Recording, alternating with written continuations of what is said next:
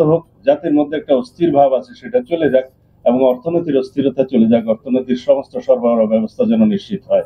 এই প্রস্তাবগুলো আমরা দিয়েছি, কিন্তু এখানে আমাদের যত দিন যাচ্ছে তাতে আমাদের মনে হচ্ছে যেন গণতন্ত্রের উত্তরণের এই যে যাত্রাপথ, এইটাকে যেন আরো বেশি দীর্ঘায়িত করা যায়, সেই জন্য কিছু কিছু কূটকৌশল প্রণয়ন করা হচ্ছে।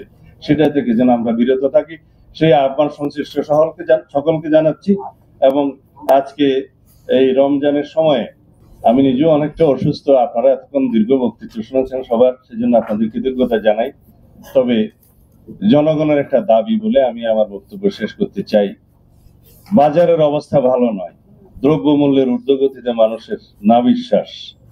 আমরা যদি শুধু শুধু বিভিন্ন রাজনৈতিক তত্ত্ব ঘাঁটি আর মানুষের পেটে যদি ভাত না থাকে, দ্রব্যমূল্যের ক্রয় ক্ষমতা যদি তাদের না থাকে এবং তাদের আয়ের সাথে যদি তাদের ক্রয় ক্ষমতার কোন সঙ্গতি না থাকে, পারচেজিং ক্যাপাসিটি কমতে কমতে তলানিতে যায়, তাহলে মানুষ সরকারের সমস্ত ভালো কর্মকাণ্ডগুলো কিন্তু তারা সমালোচনা করবে, এটাই নিয়ম।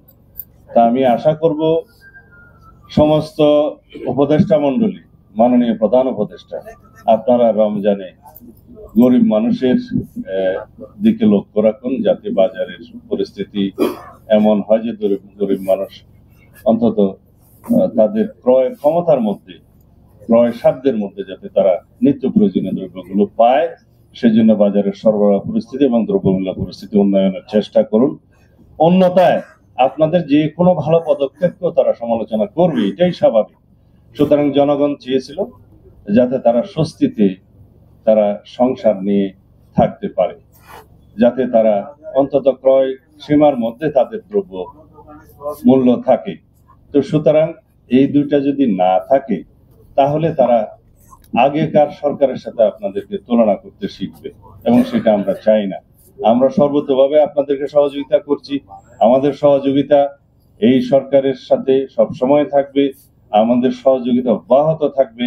কিন্তু আপনারা সাধারণ জনগণের এই দ্রব্যমূল্য পরিস্থিতির যাতে তাদের ক্রয় সীমার মধ্যেই থাকে সেই ব্যবস্থা করুন, এই আহ্বান জানিয়ে আমি আমার বক্তব্য শেষ করছি।